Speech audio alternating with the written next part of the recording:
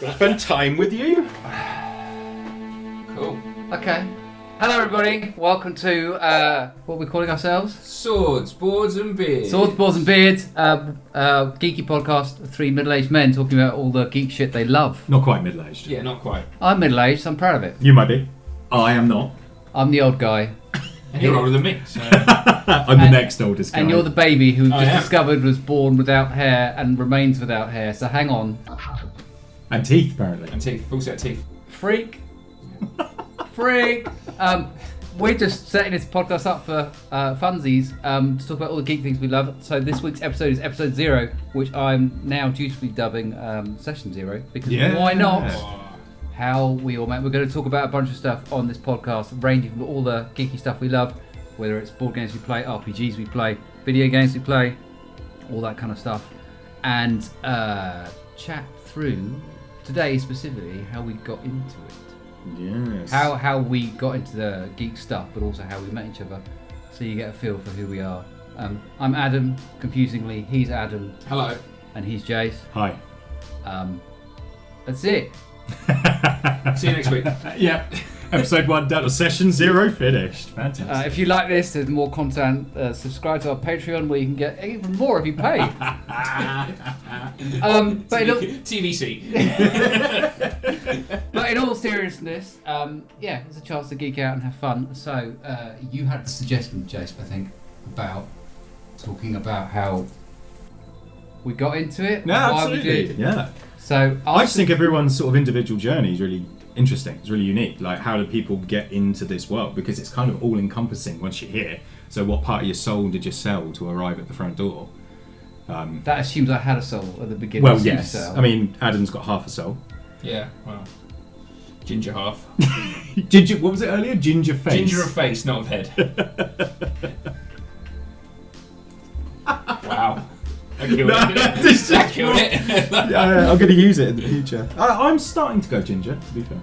Welcome to the Slowly. club. Yeah, thank you. I was ginger, now I'm just white. Now you're white, you are the silver fox of this group. I'm the Santa Claus of this group. It gets whiter and whiter the closer to December we get.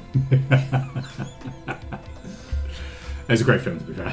Just checking that one out. What, the Tim Allen movie? Absolutely, yeah. I don't know. Film was great. Oh yeah, well yeah, that's not, upset his creative process. Who's Home Improvement? The sidebar already. We haven't really started, but it's a good sidebar. Then Home Improvement, the guy who did the show with him. Yeah. What's he called? Wilson? No, that's the guy who lived over the neighbours. Yeah, that was the Who's the guy who did the show with him? Because if you had hair, that'd be you. there's a power tool bloke, wasn't there? Could actually do it. Yeah. I can picture him. I can't remember his name. So that's really helpful.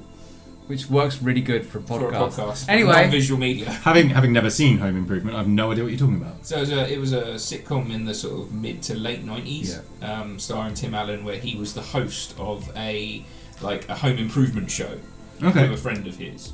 But it was more about like his family life and stuff. And he also, as a character, couldn't do any of it, so he had a psychic on screen that would do it all, and he was just a buffoon. I mean, he was like the face, and then the other fellow was like, "I'll actually come on and fix what you've just tried to make." I see. Sort of thing. Your classic.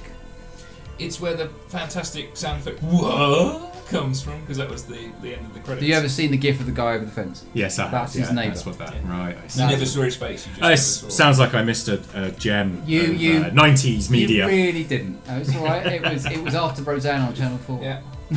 Dinosaurs. Oh god. Oh, the Dinosaurs was great. So you remember Dinosaurs? Yeah, that was fantastic. Was it John Goodman in Dinosaurs? Did you see how Dinosaurs? I don't know. He was an anthropomorphic John Dinosaur Man, so it could have been. Did you see how that ended, Dinosaurs? No. It was dark. Did they all have a meteor hit? Meteor hitting, yeah. Oh, wow. It was on the news. Canonical, I suppose. Yeah, it was dark. Canonical.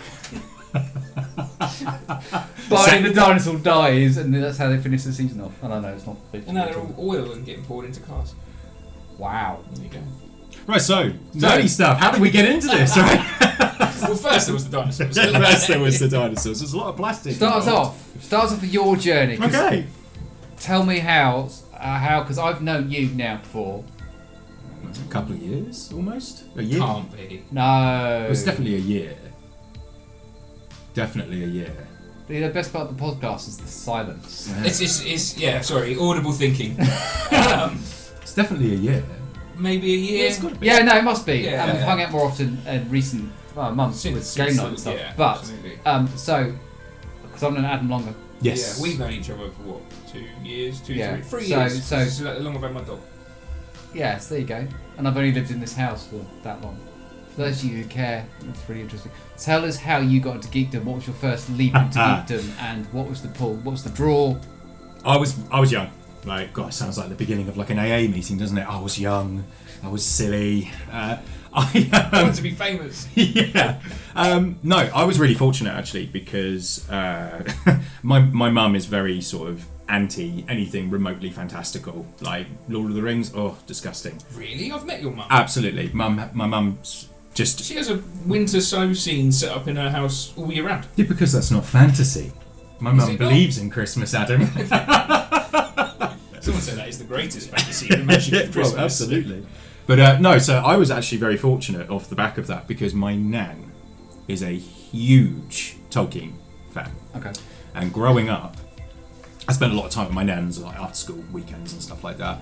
And she would give me the books. She would watch sort of old school films with me, very fantastical movies. Anyone ever heard of Beastmaster? Yeah. Yeah, very early memories of mine watching that with my nan, which is, you know, probably not ideal when you're about 5 years old, but there you go. And yeah, so I was kind of into the geeky stuff right from the get-go, if I'm completely honest. I was that weird kid in school that would, you know, be drawing swords after playing the latest Final Fantasy. I'd be drawing different swords that I liked the look of and stuff like that. Really sold myself as a cool kid in my youth. It's that gif of Homer Simpson. No! Absolutely. And I kind of just found like-minded people from a young age, and I was quite fortunate enough to have sort of been in the generation that grew up during that massive boom of like Batman and X-Men and stuff on TV, like the cartoons. Yeah. The Amazing Spider-Man at like 6 o'clock in the morning on Channel 4 every day before school. And because of that, it kind of just like a natural progression for me. And eventually, as all things do, as has now happened to you two as well, you finally find your way through the door, or put a foot through the door of your local Games Workshop or Warhammer. And I suppose that for me is where it thoroughly started. Any hobby. Okay. So everything before then was like cool comic books. My uncle read a lot of comic books. I love all these kind of nerdy books. Lord of the Rings, fantastic, blah blah blah. And then I was 11, and a friend of mine took me to a local Games Workshop. Never heard of it before. Had no idea what it was. Walked through the door and was like, I've found my people, so to speak.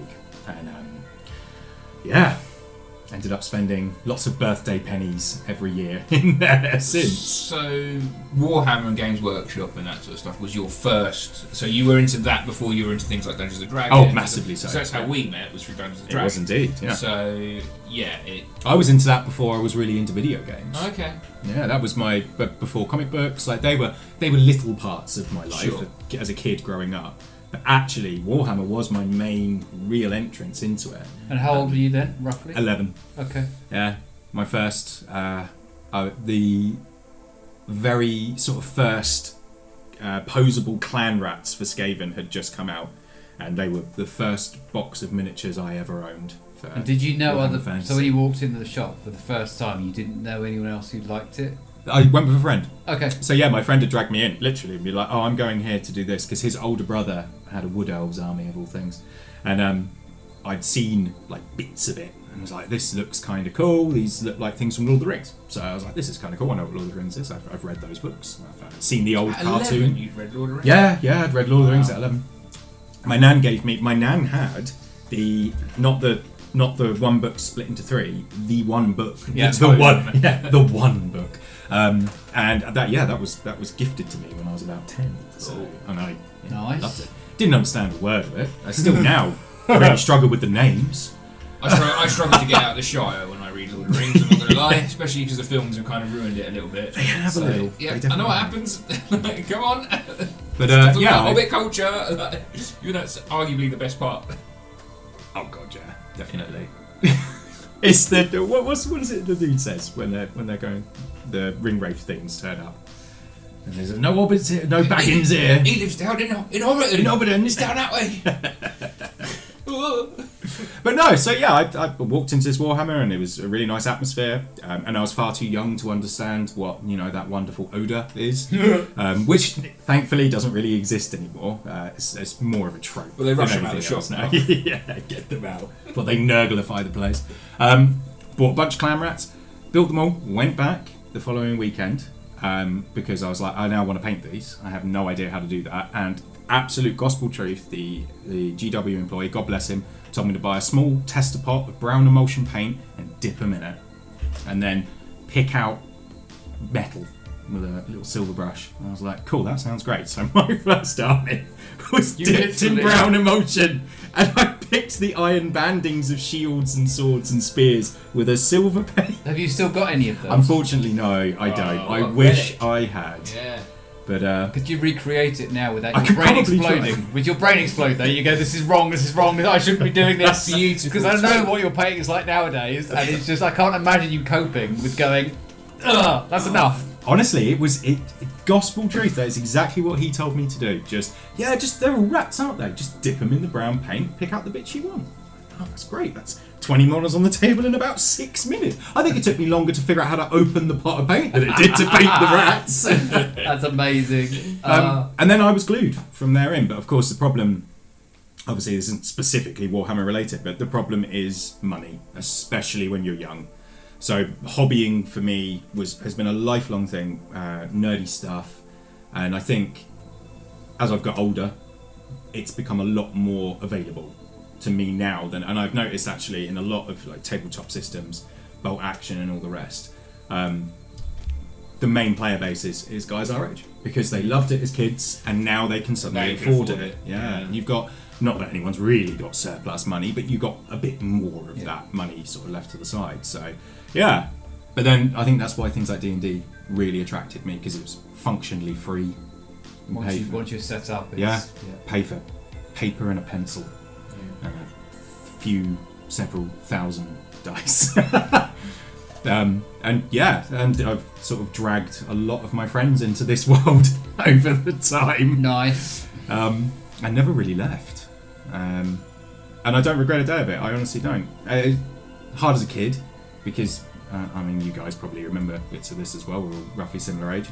The nerdy, geeky kid at school was the punching bag. So if you were remotely different, if you didn't bleed blue for Portsmouth football team, then mate, I was a goth as well. So double nerdy goth. Wow. Overweight nerdy goth. No, amazing. The trifecta, the bully trifecta. The trifecta. Yeah, no, it was. I don't know how to explain the sort of like journey anymore. No, it literally just I stepped foot into a Games Workshop and then I came out a transformed man or boy. Because I remember when I was a kid going into Games Workshop and on my own, which is why I asked you, did you go with someone? Because I walked in and went, this looks pretty. What the hell? And then left because there was no context. Like, okay, great. And then there's also this vibe, and it's because I was a kid, I'm sure. There's also a vibe of not that I wasn't welcome there, but I was a kid, and it was like I don't know what it's like walking into a pub and going, an outsider. That's how it felt. When they all turn around and stare. Yeah, the music stops playing. If it's a western, the saloon doors open. It's that kind of vibe. So piano tickling itself in the corner. Yeah. So I ended up kind of like, this looks really pretty. I don't understand. I had that problem with role-playing games in general. I know Warhammer isn't, but with those kind of games where I just don't get it. Not that I didn't like it, but it's like I don't understand. Therefore, and I had no one to explain it to me, or paint with me, or play with me, and therefore it was lovely for you. And then every now and then I remember going down the high street, and every now and then popping back in, like it would change. Just the fact that place has been there since nearly 30 this years was in London, my local one, and I remember walking in, thinking every now and then going, will it be different this time? And it's like, this is still pretty, but it still doesn't make it. Why would it make sense? There's no reason it would make any more sense. I hadn't done any research. The game hadn't changed. This is before YouTube. This is before media had even grabbed. I mean, the only media attention nerdy stuff got when I was a kid was it's the Devil's Game. Like don't let your kids. We love the Devil's Game. Don't let your kids play D&D because they'll be worshipping Satan the next day. Well, that was half the reason I didn't do the D&D thing at that age, because I did grow up in that kind of household where I grew up in the church household, and it was not bad. But it was also I recognised that none of my geeky friends were geeks about board gaming or geeks about Warhammer. D&D. They were geeks about music and sport and stuff. Yeah. So I had no one that would be interested with me anyway, even if I was like, my parents weren't looking on my shoulder going, "You're going to burn in hell if you roll that dice." That dice has more than 6 sides! Blasphemy! No, it has 666 sides, therefore. But even if it was something that, was acceptable in my household, there would be no one to play that would want it anyway. So it was like, and it wasn't until, what was it, 10, 15 years ago that I really discovered it, because I was playing a lot of board games and watching a lot of how to play board games, and I remember discovering Geek and Sundry as a channel. Yeah, Geek and Sundry. And Mr. Will Wheaton, who ran his How to Play Tabletop, the show he ran where he went through how to play a board game. So I was learning how to play board games with that. And then, what else do they have? Then they had Critical Role. So it's like, so I watched. That's the first experience of any sort of connection to D&D. Was made no sense, but I watched it. It was like, okay, I could get into that. And then a friend offered to run a game for us with a magical number of 13 players, or 12 players, which was mental. But it was crazy, but I didn't know it was crazy, and I didn't know any different. And I'd like to try and run this, and he went, "You can run it." We never played as that group of people again. Good. Why? I wonder why. And half of it's because I don't think half of them liked role-playing games, and it was too big, which we understood halfway through the first 5 minutes. Which is fine, but it wasn't that no one wanted to, it just wasn't their cup of tea. And it's like, he was happy for me to DM, and I was happy to go exploring. And then that was my gateway drug to RPGs. And once I opened the book, I remember going to Forbidden Planet and reading RPG books and going, "What? This doesn't make any sense. I knew it should. People say this is fun." And then I finally was like, okay, this does make sense. I do understand it, and it just takes some time. My adult brain. The adult brain kicks in. The adult brain. First time you see that D100 or percentile die, and you're like, "Whoa, hang on a minute. I don't have a dice that goes up to 100. Yeah. What do you mean? A D3? Yeah. How does this work? Where's the I remember the first time I saw a reference to D3, I thought it was a typo. I can understand why. And I was like, "Oh, bless Adam, bless." Now I kind of understand. But well, we're running an online game of Call of Cthulhu at the moment, and one of our players, she's great. She's not very experienced in this sort of role-play RPG setting, so I'm explaining sort of like, you need to roll a D3. And you just see through the Zoom call this sort of glassy-eyed expression. What? Take a D6 and halve it. Yep.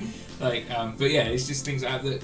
I think after you've been in this sort of environment and you have these experiences in a regular session and things like that, it becomes second nature. Take it for granted. Yeah, you do. But for the people who've not ever played anything like that before, it's interesting to me, thinking that only like 2-3 years ago I would have been that person, and now it's like I've played so much, and so every week for 3, 4, 5 years at this stage, sort of thing. It's as I say, it's well, we've had a good thing. Ducks back now, isn't it? So, well, yeah, absolutely. We've had a good thing going now for what? Yeah, 5 years. You've been part of my group. 5 years I've been part of your group. Yeah, about that. Wow. Yeah, something like that. I mean, I've consistently had the same kind of group. Well, it's grown, obviously, to include you two now as well. But it started off with me and 2 friends, and I've played D&D pretty much consistently every week for 7, nearly 8 years, which I know is a dream of a lot of people. Absolutely, I got very the golden lucky. ticket, isn't it? Really, because so many people have, looking on like subreddits and things like that of RPG stuff, and there's so many people who are like, I've built 400 characters on D&D Beyond and I've never played a game. Never found a group. Don't know a group, or I try an online session and the people are weird, or the DM's crazy and stuff like that. So yeah, absolutely, we do have a real golden ticket that our friendship group is. Well, it's how I met you. Yeah. Well, that leads very nicely on to that bit, I suppose, doesn't it? Absolutely. Well, I mean, just going back quickly to how I got into the sort of fantasy stuff and nerddom as a sort of state of being, I guess, or an interest. State of wow. being. Wow, that's grandiose, isn't it? Well, you will now be dubbed as the pretentious Adam, yeah, and I'll be the normal Adam. You can be the down to earth. When I was but a babe. State of being. No, when I was a little kid, my mum had a very clear ground rule. It was just me and my mum growing up, and she was like, "You can't play guns." No toy guns. Okay. So I wasn't allowed toy guns, but I was allowed toy swords. The less harmful of murder weapons out there, indeed. I suppose. So while all my kid mates at 6, 7, the child running around the street sort of thing, very early 90s, were all playing, Action Man and things like that. I wasn't even allowed an Action Man. He had guns. So I had a sword. Wow. I had a sword. The closest thing I ever had to a toy gun as a kid was a little toy hand crossbow. So it was kind of like wow. Okay. pushed in that direction. That is sort fascinating. of. Not, I don't think intentionally. I know my mum's intention was just to not have me, getting shoot people. Yeah, absolutely. But yeah, sort of through that, it kind of pushed me in the other direction. And then I've got very early memories of my dad taking me to the school he worked in, and he would let me watch movies that he had in the classroom while he marked his books at the weekend and stuff. One of the movies was Return of the Jedi. Oh. And I must have watched Return of the Jedi 400, 500 times, over, not just in that one setting, but like, It's a lot of marking.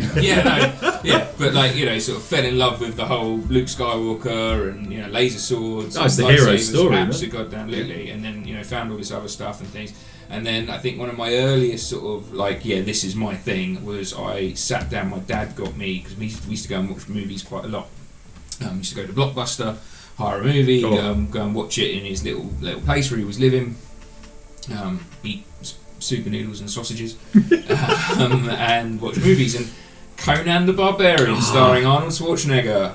What a film! That was like, wow. Okay, yeah. This guy, look at this dude in his pants. He's so tonk. Is it Darth Vader in that? James Earl Jones. Yeah, he is the villain. He's the villain, he's isn't the he? villain in Conan. And yeah, I just watched a load of fantasy movies like that sort of stuff, and that was kind of what pushed me in that direction. I then got into Warhammer because I had a friend at school who was similarly in. Was that a word? It is now. Yeah, thanks. Into say those sort of things, and he invited me round his house to play a game of Warhammer. I'd never heard of it before. It was 2nd edition box set, Space Marines and Orcs, and he had a big polystyrene sort of comes in a box with a telly. Oh, the back of the TV polystyrene terrain. And that was the terrain. That was the castle on his floor, and he set up all the models and the cardboard cutout dreadnought that came with the Orcs and all that sort of stuff. And he was like, "I'll play the Orcs," and I was like, "Yeah, I want to play the Space Marines." So we played a quick game. Don't think we got the rules right. Do you know what I mean? I was about 8, but it was like, this is amazing. This is really cool. Always liked it. Used to spend a lot of time in Games Workshop at the weekends.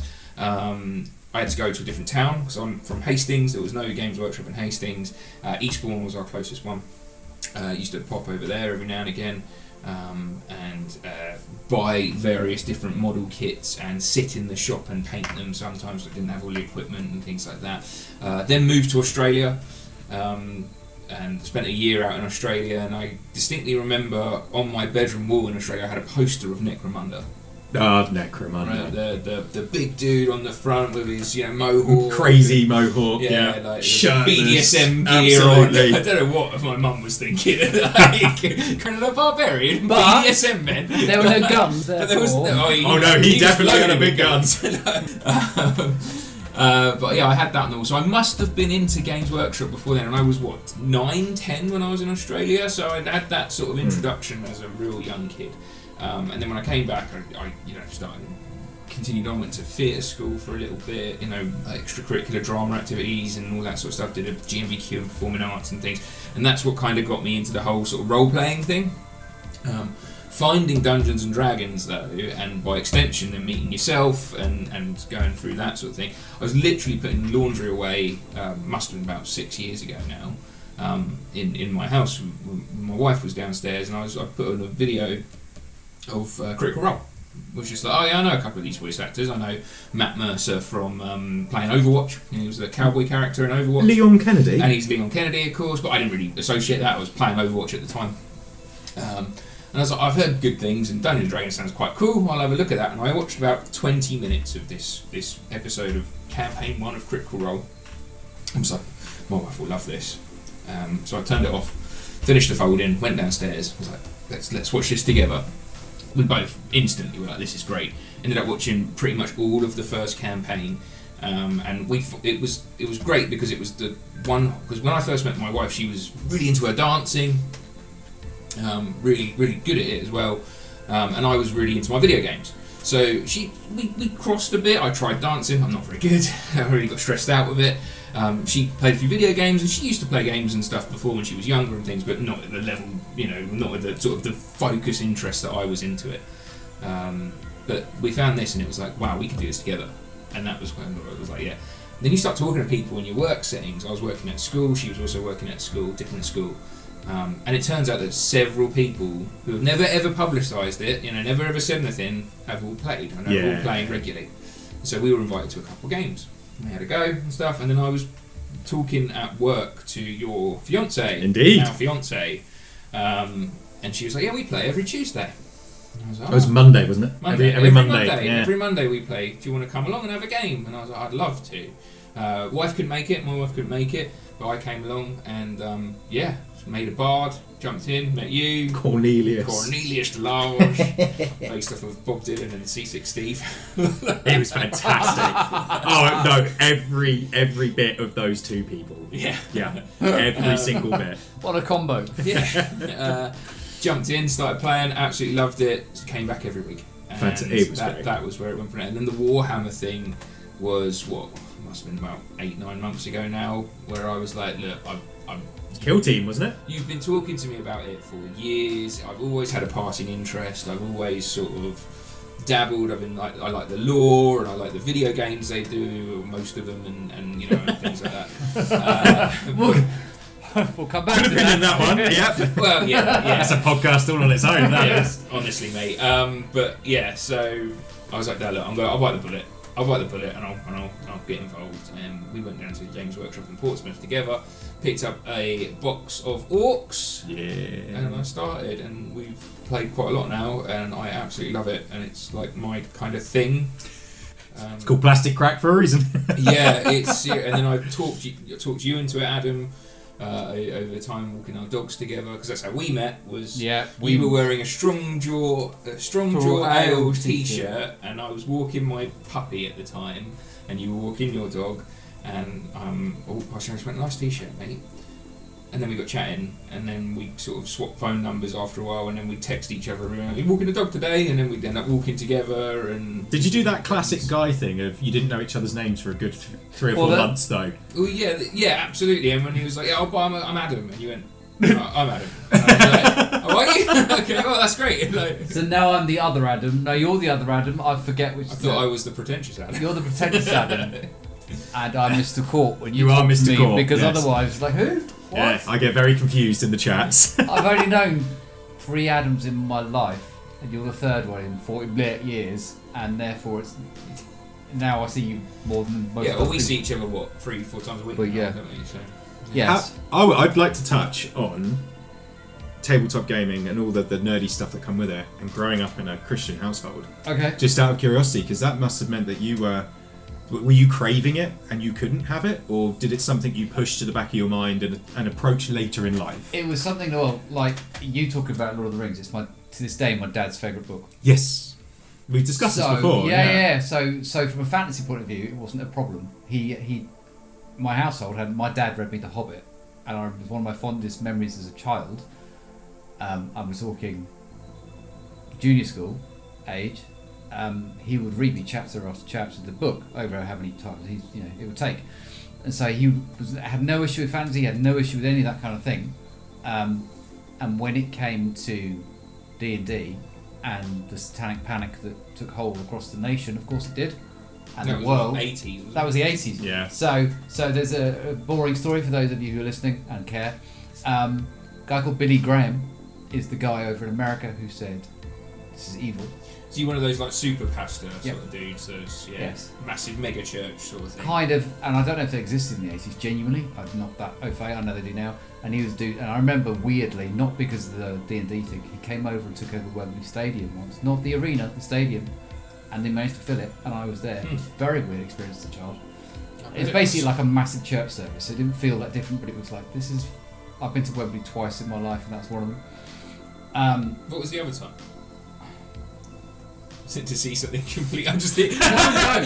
football, mega church. No, it would never be football. No, I wouldn't have thought it would be football. No, never be football. It must have been a music concert or something. It must have been, because a friend of mine used to... BDSM, mate. No, it must have been... Fetish con. Guy I used to live with, I was his lodger. I was his lodger for a while. He was a professional drummer and happened to also drum with a Christian musician. And they took over the stadium as well, so I went to see him. Just Christian rock? Basically, at the time. Okay, yeah, so I was that guy. vein. I was that guy. Thankfully not anymore. You're good, thank God then. No, I was just... I don't... If you're into it, you're into it. It's just Yeah, no, nothing absolutely. anymore. That's what I was getting strokes to. for different folks. So with the D&D thing, it's fascinating because I grew up in a household where if someone... It appears to be... I love my parents to death. It appeared to be if one of their friends said it was bad, it was bad. No, okay. My parents never looked at it for themselves. No And fact-checking. This extended to Who Framed Roger Rabbit, Oh, wow. where I pointed out my mum used to run the youth group, right, when we were doing the church thing. Social afternoon, pizza and a movie, and I said, can we watch that? It's just come out. And she went, I've heard it's bad. And I said to her as a child, teenager, could you not watch it for yourself and find out if it's bad or not? And she went, yeah, good point. Watched it, was fine with it, let us watch it. Of course she did, because it's Who Framed Roger Rabbit, for goodness sake. Classic. But she also, bless her, I remember to this day, my godmother told my mum not to watch The Silence of the Lambs. My mother heard, watch Silence of the Lambs. Oh, no. And somehow, she put it down to the Lord, somehow slept through all the gory bits, literally fell asleep and slept through all the gory bits and just had the police bit in between. So she never saw the gore. And then when she went to my godmother, well, it wasn't that bad. And my auntie Ruth, to this day, she was like, you didn't watch it? She went, yeah, what was wrong with it? So anyway, weird how. So therefore, if someone said in my household this is bad, then, so someone said D&D's bad. And then that's the church culture I grew up in. Therefore, it wasn't even on the agenda. But as I say, even my school friends went into it. I liked playing basketball as a kid. I liked playing drums as a kid. So I was a muso kid, and I wasn't a sporty kid because I'm not a jock, but I did enjoy playing basketball. But no one was into it. So the geek gaming stuff came out socialising with my adult mates like literally in the last 10-15 years. We went, let's do this. And the difference for me, because we all play video games. Yep. But what changed me is when I stopped playing video games, and we started playing board games. I tried to figure out why. And it's a question for you guys almost. I play board games because I want the social connection. Absolutely. But back in the day when I used to play video games, like I'd play online with friends, that was enough. That was social connection.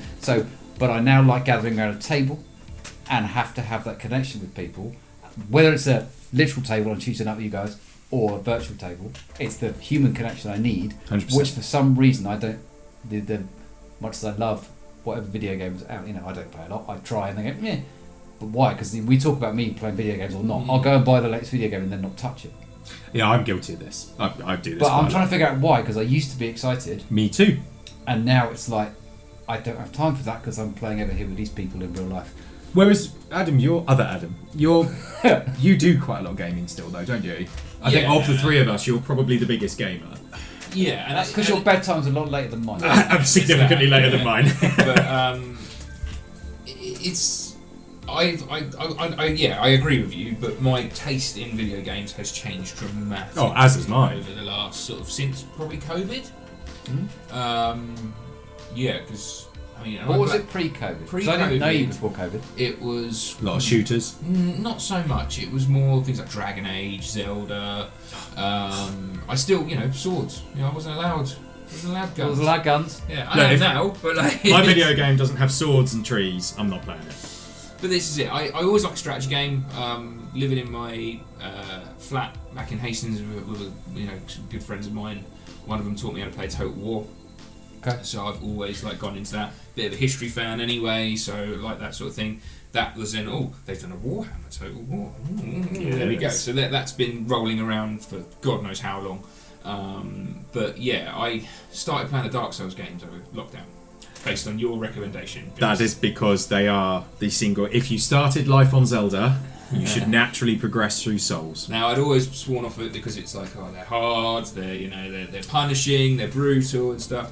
No, something clicked over lockdown, and again, pretentious Adam's coming out now. It was almost. Is there another type? Well, it was almost like a transformative sort of thing. My taste in video games after playing those 3 games, the Dark Souls trilogy and Bloodborne, and then Sekiro, and now Elden Ring, and all that sort of stuff, changed massively. I'm not impressed by things that I used to be impressed by. They ruined games for me. Yeah, they single-handedly ruined games. And now for me. I'm a hell of a lot more picky with it. I watch a lot of game-related stuff on YouTube. So so pause. Why did it ruin? What did it take away? Because I'm from looking games for a certain level of sort of quality story, commitment, depth, challenge. From some exactly those games. sort of things, really, that you just don't get in. Well, you do, and everyone's different. So you can't really sort of generalise it. But in my taste, like going back from playing Bloodborne to playing Skyrim is. Yeah. I'm not getting anything. I'm not getting that much out of Skyrim anymore. Whereas before, Oblivion, when that came out in the 360, Oblivion. Me and the same fella who taught me to play Total War must have put 800 hours into it over its lifespan. We absolutely loved it, and it was like, wow, this is incredible. And Fallout and all that sort of stuff was all like, yeah, this is incredible. This is peak. This is top gaming stuff. And we had a Destiny clan with a few of my other friends and things like that. But yeah, going back and playing Dark Souls and getting through it, and that I think one of the main takeaways from that is that the feeling of satisfaction I got from finishing those games the accomplishment. More so than I've ever had with Absolutely. any other video game. And I think Miyazaki knew that when he was making them. He knew exactly what he was doing. It's the punish you by death is part of the game, right? People are frightened in most video games. They don't want to lose, so they do everything they can to not. And then when you do inevitably lose, maybe you have to start the game again if it's the old sort of NES classics or whatever. But then Miyazaki put on that, you take those old games and you're like, oh, the challenge of them is what pushed you forward, because the accomplishment. And how good does it feel when you spent 15 hours trying to beat something and then all of a sudden you beat it and it's like excellent, but then there's more of it yet to come. And then, like Adam said, something clicks and it's the whole package. But what I was sort of about to say earlier was that one of the things I think that makes the difference, the quality that you're looking for, is because FromSoft make games for fans. Quite simply, they make games for gamers. They don't make games for shareholders. Obviously, they do now that they're considered AAA, but before they were making games for fans. Yeah, I mean, it's. I mean, I've been playing games for my entire life. Only child, no brothers or sisters, and just me and my mum at home. So my afternoons after school, if I didn't have a friend around from school or I wasn't going over to someone's house or something, was playing video games. That was what it was. It was Final Fantasy 7. It was things like PlayStation 1, Abe's Odyssey, all that sort of business. Tekken and Street Fighter and things like that. But yeah, like my wife can attest to this. And it's something that's never happened to me before as well.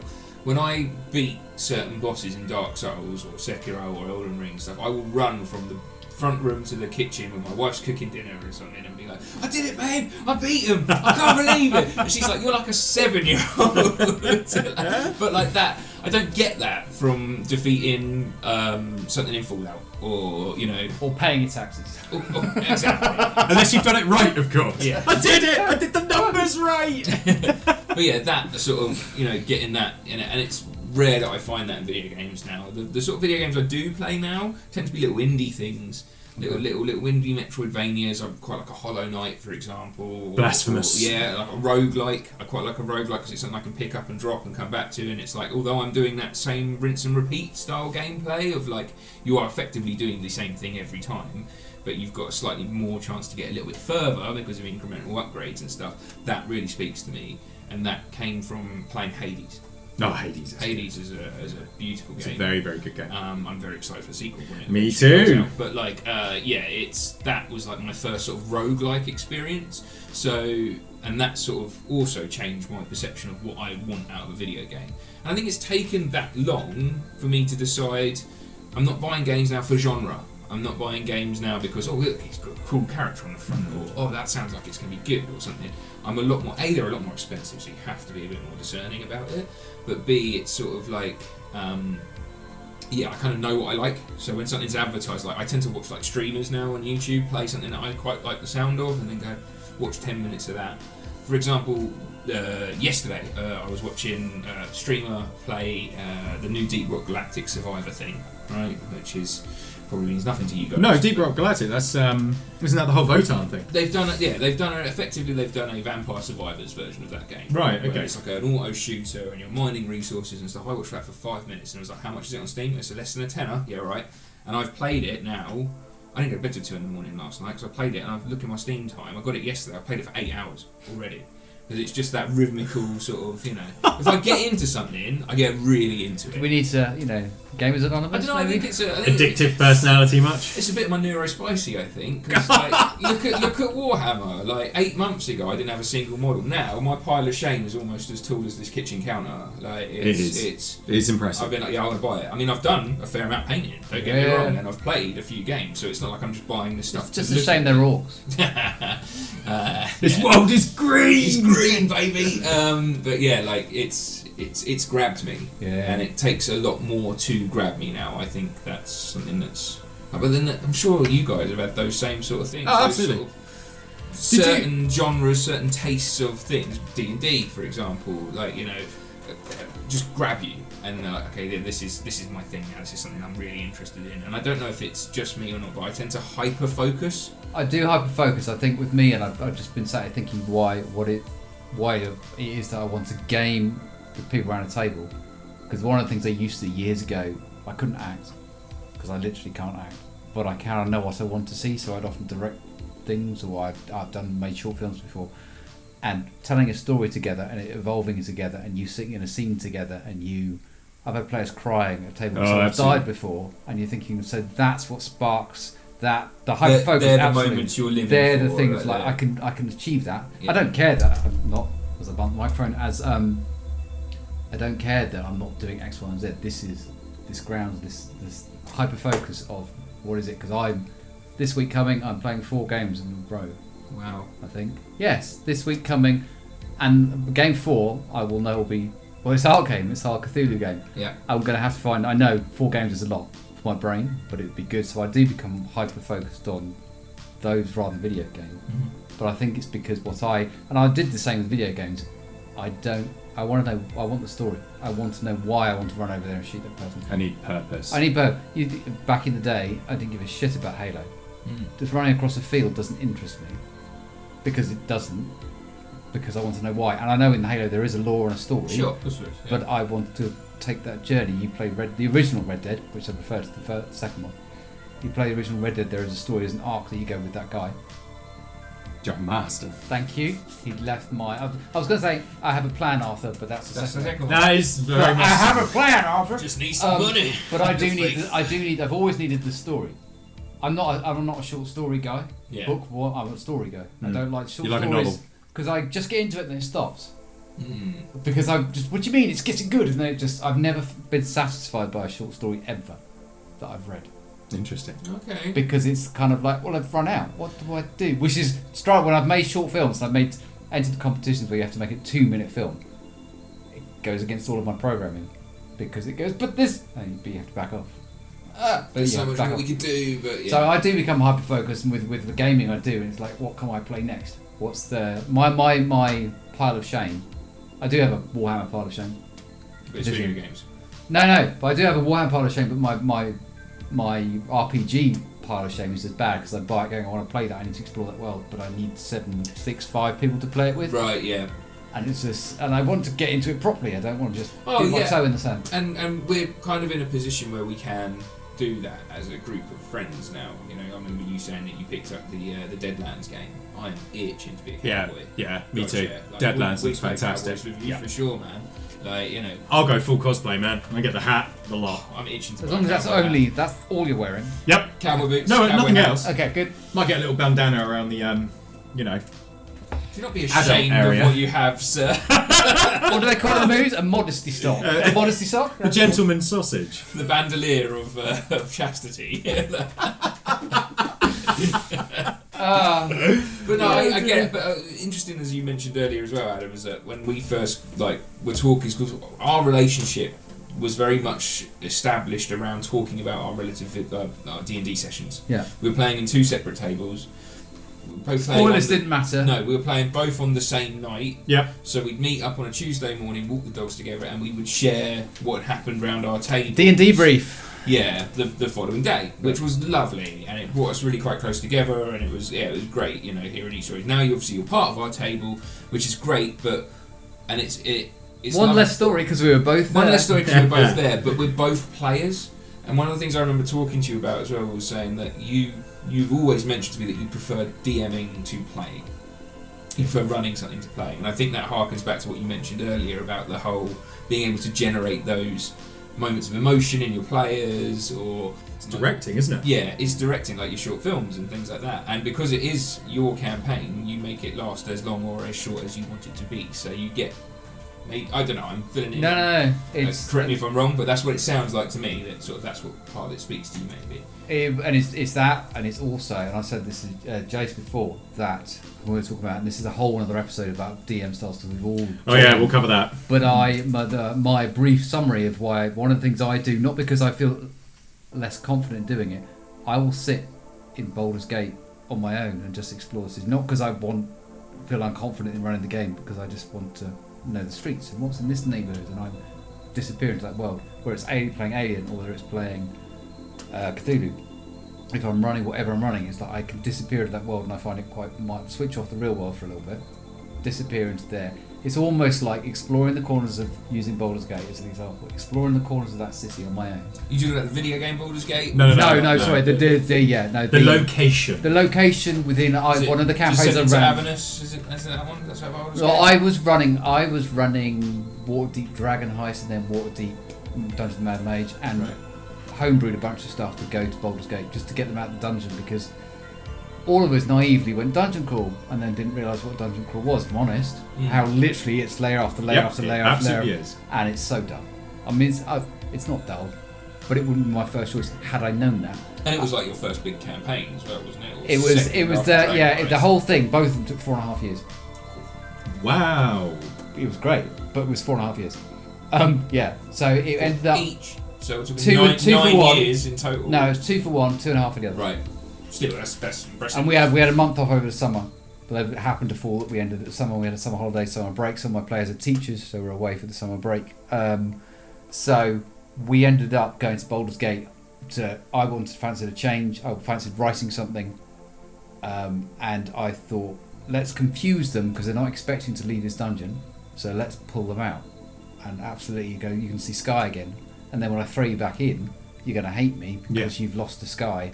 And you lost the air you could breathe, and you're in this musty, horrible place. And I wanted to do it for those two reasons: to be a bastard, but also to give them breathing room. And we were in Baldur's Gate for 6 months, and then we went to Avernus because I had a player that was forgotten the class. That's ridiculous. He is a warlock, and his patron took him back to Avernus because he was naughty. Hey, using a patron as they should be used. And people then forget they're so there then for they a end reason. up rescuing that. It's go to hell to rescue their buddy. Splitting the party for 6 months was fucking hard work. Yeah. But it was fine. It worked. Well, not all of them went to go and save their buddy. No, the buddy was on his own. Right. Stuck in hell. Playing still. Yeah. Yeah. And he was wandering around hell for a while Like they a caught shop. up with him. Like Asda's. What's on sale here today? And so we ended up, with Baldur's Gate and with Avernus, I went there first, had fun on my own, and then took them there, knowing, because that's how if I know the world. So when I was prepping recently, I was playing Vessin with my family. It's the same system as Alien runs because it's a free league and it's zero. But I didn't know the town. I didn't know the location as well as I wanted to. Not because I didn't understand the game, because the D6 system isn't a hard mechanical system to run, but I wanted to know that little forest town, and I wanted to know that. Now, when I know it, I can improvise all you want. I just need to know it first. Yeah, no, that's fair. That's why. It's a long, rambling answer as to why, and then it's just like, okay, you can do what you want. It's like sandbox. Off you go. You want to go. We had an entire session that 4-year game where they went to the bakers and they were smelling pies and listening to pies. So while his players are doing this, you've got one guy sat around the table. So there's a three-headed demon. Like, what do you mean my skin's on fire? This was before hell. This was they were celebrating. They just got there. We had an entire session where they were taken to court to not be put in prison and killed. And so we literally had, I remember I've got session notes and an Instagram post that's prepping for court on Monday. And the entire evening was them in court with the judge and the jury. That's great.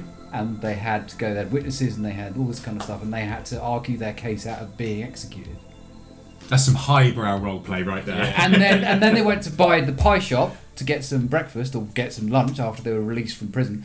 And they spent the entire session smelling and listening to pies. And I had my players... Listening to Yeah, pies? no, I've got a photograph of Zoom. I've got my pie maker being mental. If you listen to it, doesn't it smell good? Was what I said. And there's a photograph of all three of my players on Zoom going... putting their pie... And they were just completely... Building magic.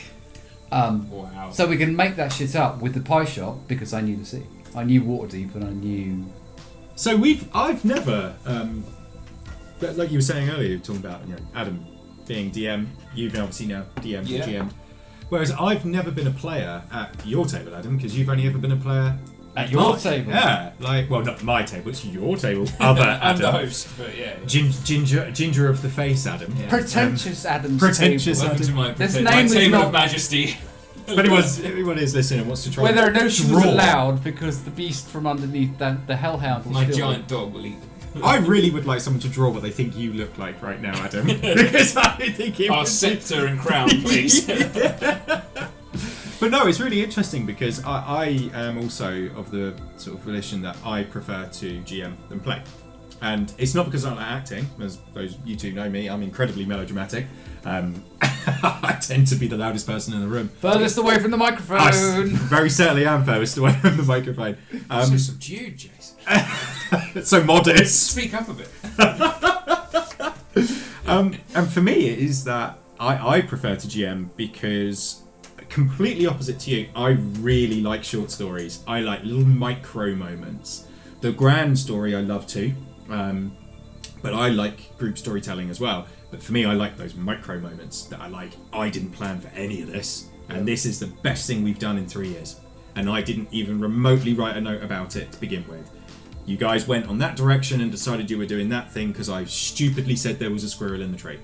And then all of a sudden we've had a 6-hour session about chasing a squirrel. Yeah. Or something silly like that. Those are the moments I live for. And that's almost core reason why I prefer to GM. Because when you're a player, you can create those moments and then you kind of want that sort of GM to follow you. To be that GM that's like, fuck it, let's do it. You had the GM that hasn't done that. No, not particularly. You I've haven't not. had the negative experience where you've wished it and it hasn't happened. I actually, hand on heart, can say I've been quite fortunate. So of all the tables I've sat at and sort of been a part of, everyone's different. Everyone is different. So pretentious Adam, obviously you GM for me. That name is going to stick. No, stop this. Stop this. You GM for me for quite some time. And I've sat at another table with a couple of other friends who are into a little bit more kind of dark and gritty roleplay. I tried to make it dark and green. I tried. And I've had one of those players GM for me as well. He doesn't do it very often, but when he does, he puts a lot of effort in. And old school GMs as well. So Jim, who we've both played with, played with Gary Gygax. Oh, I'd love to tell you that. Yeah, doesn't he just? True story though. It's cool. True story. It's really cool. I'm not knocking Jim. He's a really good guy. He's a really cool guy. Yeah. Sorry, this is off topic, but it's just popped into my head. He messaged me the other day and said, we're wrapping up the current campaign he's running. And he was like, you were in episode 1. I know you've not played it for 4 years, but would you like to come back for the final episode? And I was like, that's really touching. I don't think I can make it, but that's lovely that he's acknowledged. Or I'm going to be there. Blue, yeah, you're going back, are you? Yeah, I'll be there for the last episode. Absolutely. What a lovely thing. Going to go kill Strahd. Yeah, they go off to fight Strahd von Zarovich. Absolutely. But yeah, sorry, I just popped into my head. But yeah, continue. Yeah, no. I've been quite fortunate in that I've never really sat at a table and actually gone, God, this is dire. There's been moments, obviously, where it's like, this isn't really my thing, but I'm not the only person playing. It's a group game. It's not solo games. It's not a video game where I can go, God, this bit's shit, switch that off and never play that game again. Or, I've never been that dramatic, but whereas you're around a table with other people, so you take the rough with the smooth, right? Some things aren't what you overly enjoy, but something later will be. Yeah. But I prefer to GM quite simply because I do that thing where I go, I would have done that a bit differently, or I would write that a bit differently. But primarily it's because of the story format. I love to do group storytelling, and I love to have that kind of part in it. I want the players to write it for me, and I just give them like the footnotes. Yeah. Like, this is the world you're in, this is the town you're going to. Cool, have fun. It's proper sandbox stuff. I love it. I'm very sandboxy. I mean, we'll obviously podcast going in a very different direction today from what we initially started, but I think that in itself is a whole different subject. But I said to Adam, not pretentious Adam. Not pretentious Adam. I prefer ginger of face. Ginger of face Adam. That I quite often turn up as a GM to a session for D, Symbaroum, Blades, whatever, with just a notebook and maybe a sentence scribbled at the top, and then 6 hours of game happen from that. And that's my style of GMing. I like to sort of do a lot of it off the cuff in my head as everything that I want to happen, but then because it's not written on paper, I'm a lot more malleable with it, because I'm not scrutinising that list going, they haven't gone through that door yet, why haven't they? I need to push them that way. Oh no, because in my head I'm like, there'll be a door eventually. Cool, they'll find it when it's naturally fitting to find that door. The story is progressing in such a way that now I can put the door over there. Because it doesn't really matter where the door is, just that they eventually find it. Yeah. And if they've gone south instead of north, excellent, the door will be in the south now. Because, does it matter? If I'd have said to them, the door is in the north, then it matters. But I hadn't said that. I just said there is a door somewhere.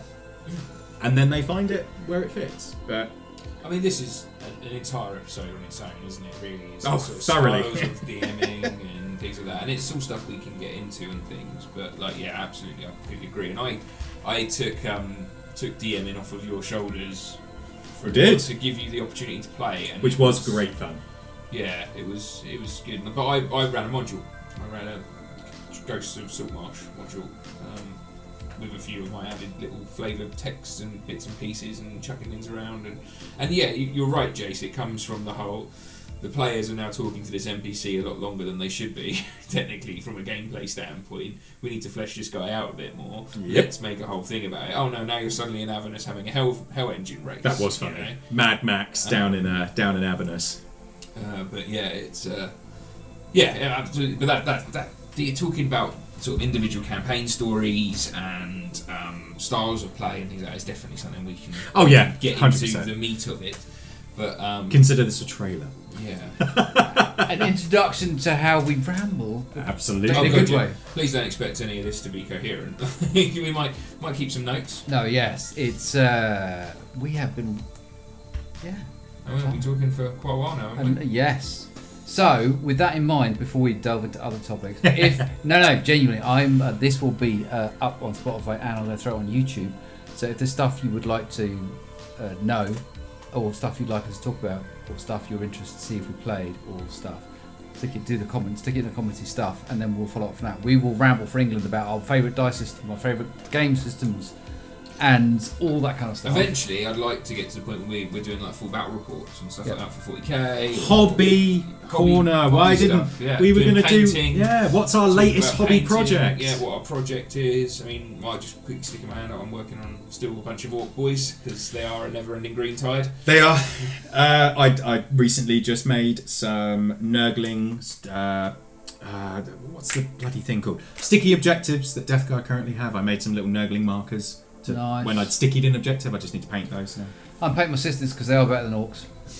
We'll see about that. Orcs is never beaten, right? We're never beaten. No. Apart from in Nottingham. All right. We'll talk about that. We're going to have a battle report, possibly for episode 2 or 3. Certainly bits of one. The gentleman's experience in Nottingham visiting Warhammer World. My geeky project, apart from painting my ladies, which I need to get back to, I'm starting to homebrew my Alien campaign for fun, and in the brewing in the very background, I'm writing a Hunter the Gathering campaign.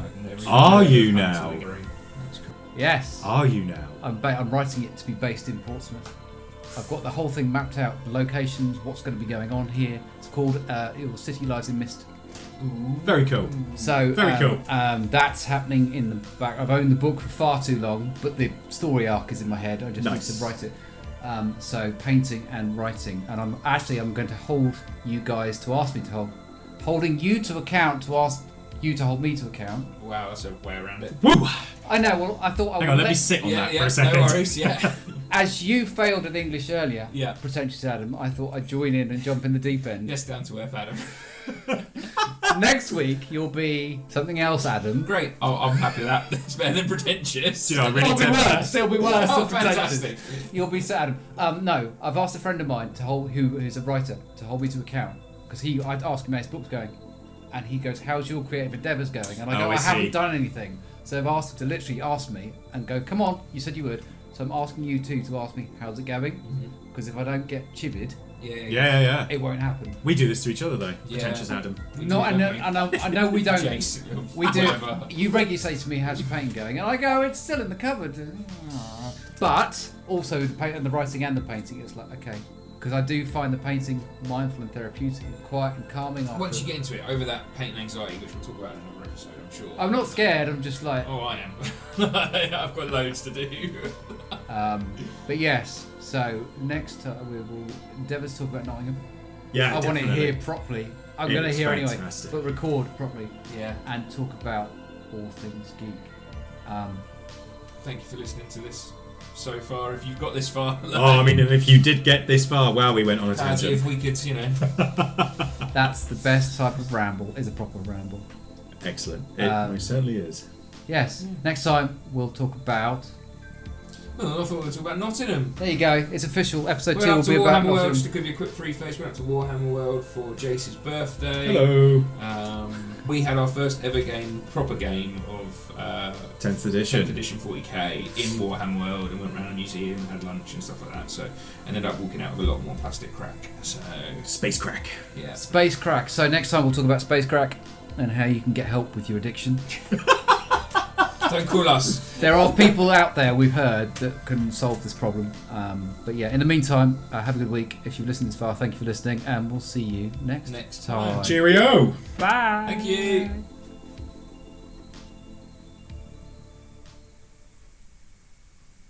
Enough of a silence to edit. I just wanted to see how long I keep that going for. We're not finishing yet. This is...